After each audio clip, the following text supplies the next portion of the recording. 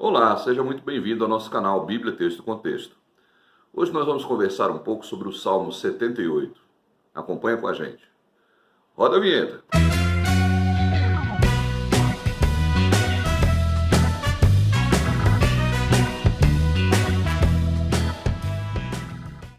O texto de hoje encontra-se no Salmo de número 78, versículo 19. Falaram contra Deus, dizendo: pode, acaso, Deus preparar-nos mesa no deserto?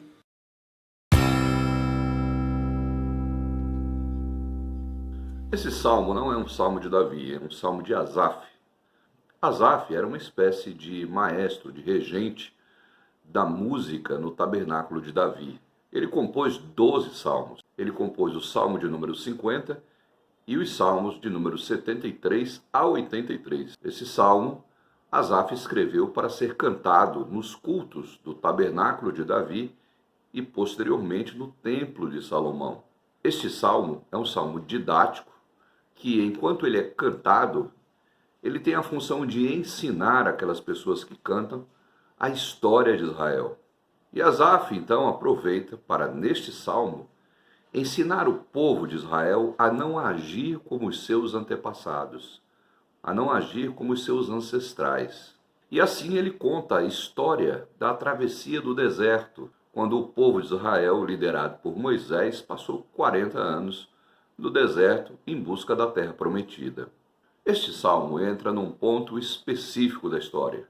É o ponto em que as pessoas murmuraram no deserto. O povo de Israel, enquanto atravessava o deserto, murmurou e perguntou: acaso Deus pode nos preparar um banquete no deserto? Reclamaram da comida, reclamaram da água, reclamaram da distância, reclamaram da sina, reclamaram da trajetória, reclamaram do seu destino, embora fosse o próprio Deus que estivesse colocando aquelas pessoas ali. Eles iriam sofrer, eles iriam atravessar o deserto, mas eles chegariam ao lugar da promessa de Deus. E essa pergunta que o povo fez no deserto ecoa nos nossos ouvidos até hoje quando passamos por dificuldades, quando murmuramos, quando reclamamos das dificuldades que estamos passando.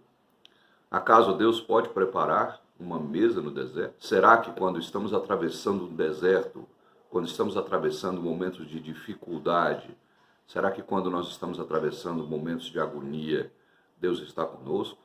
No caso de Israel, o deserto serviu para abrandar o coração do povo, para ensinar ao povo sobre fé, sobre fidelidade, sobre o cuidado de Deus. O fato é que o deserto é local de prova, é local de desafio, deserto é local de resistência, deserto é local de confiança.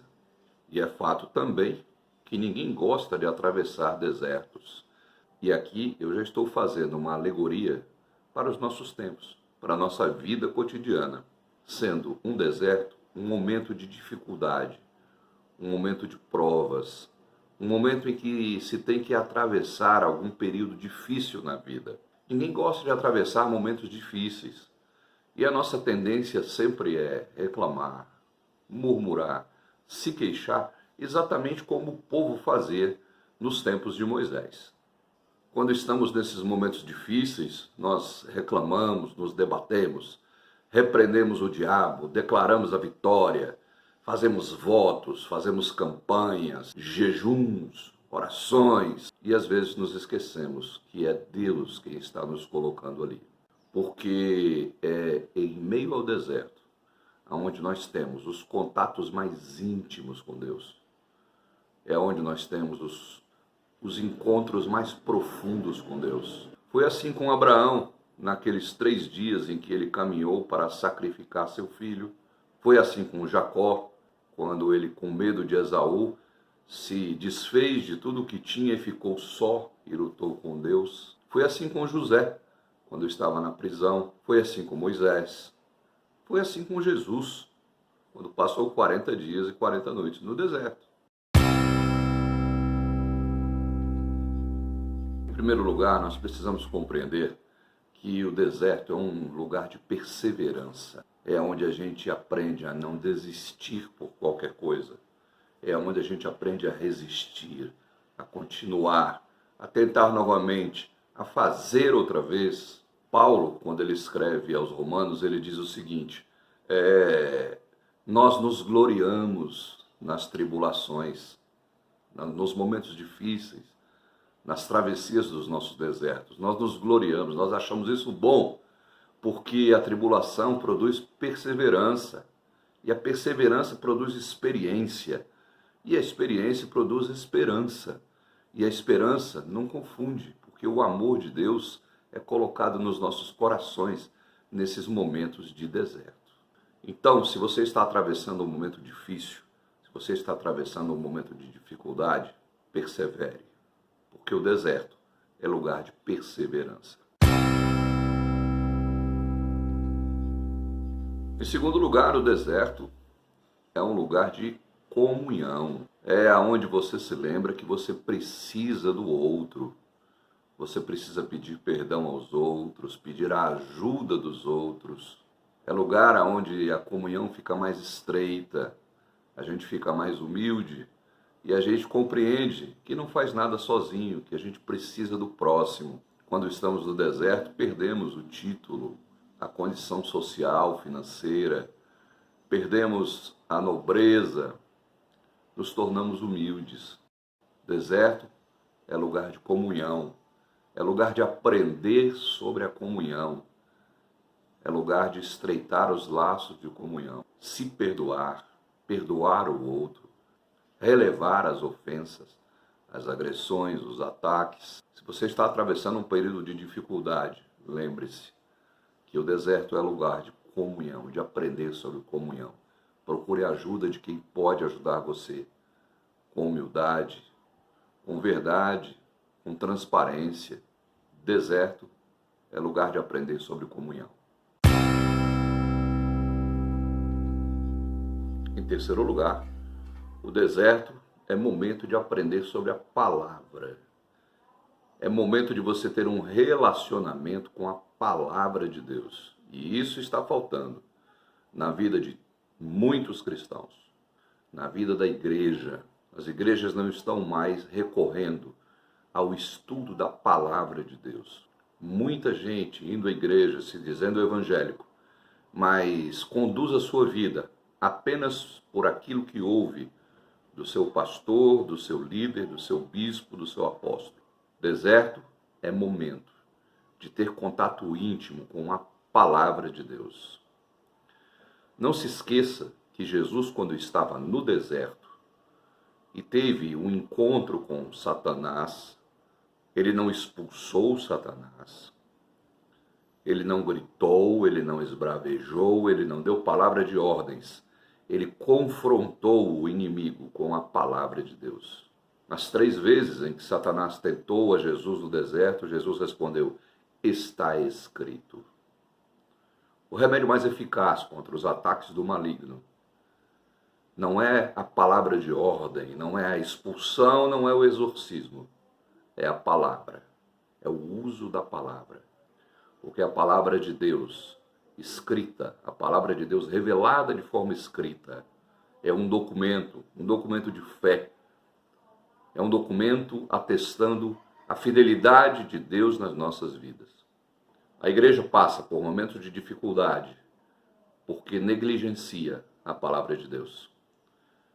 Não estuda mais. Pinça o texto e esquece do contexto.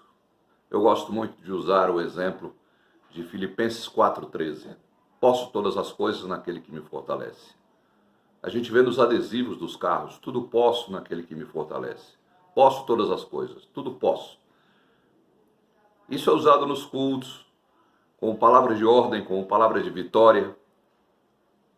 Mas esquecemos que há um contexto por trás desse texto. Se você for olhar o que Paulo realmente quis dizer, Paulo quis dizer que ele pode suportar todas as coisas. Paulo atravessava um deserto quando escreveu: tudo posso naquele que me fortalece. Porque ele dizia que podia estar abatido, podia ter fome, podia sentir necessidade das coisas, mas conseguia suportar naquele que o fortalecia, que é Cristo. Esse é um exemplo simples de como usamos o texto e não o contexto.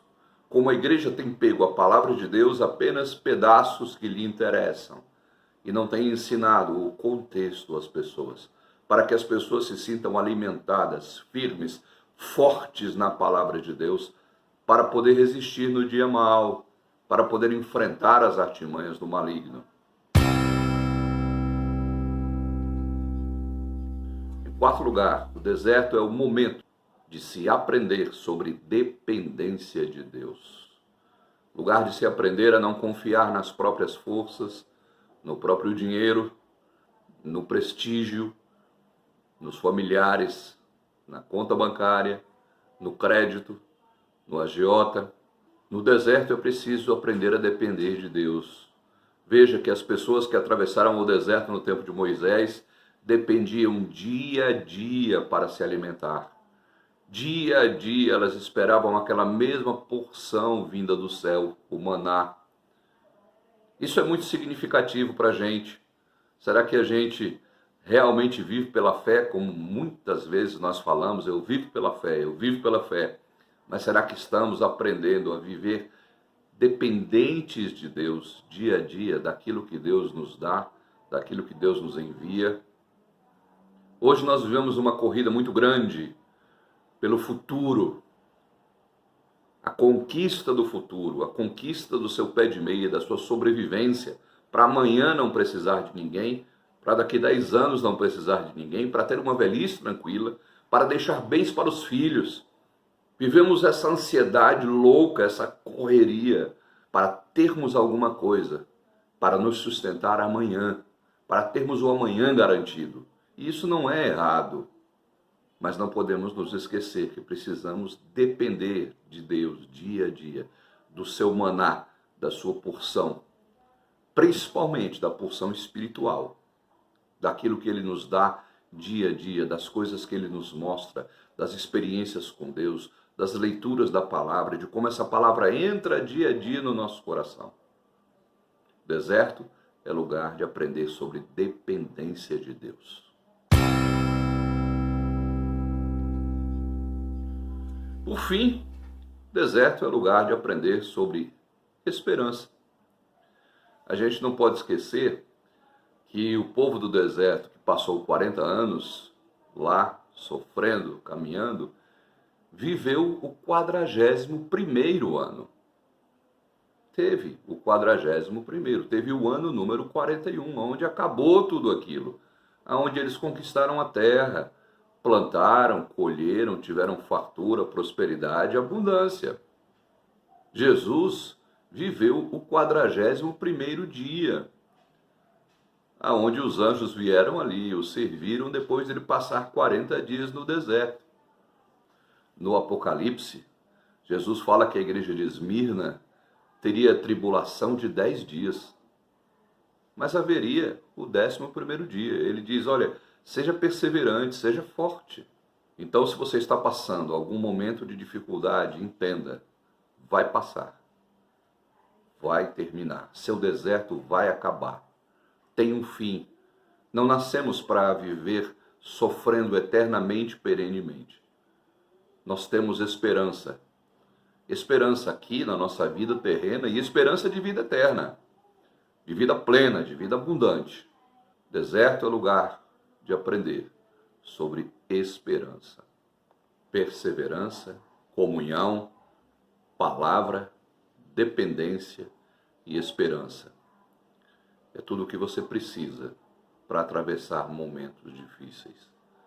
Perseverar em Deus, ter comunhão dia a dia com as pessoas, meditar na palavra de Deus, crescer no conhecimento da palavra de Deus, depender de Deus e crer que vai passar, porque Deus te ama.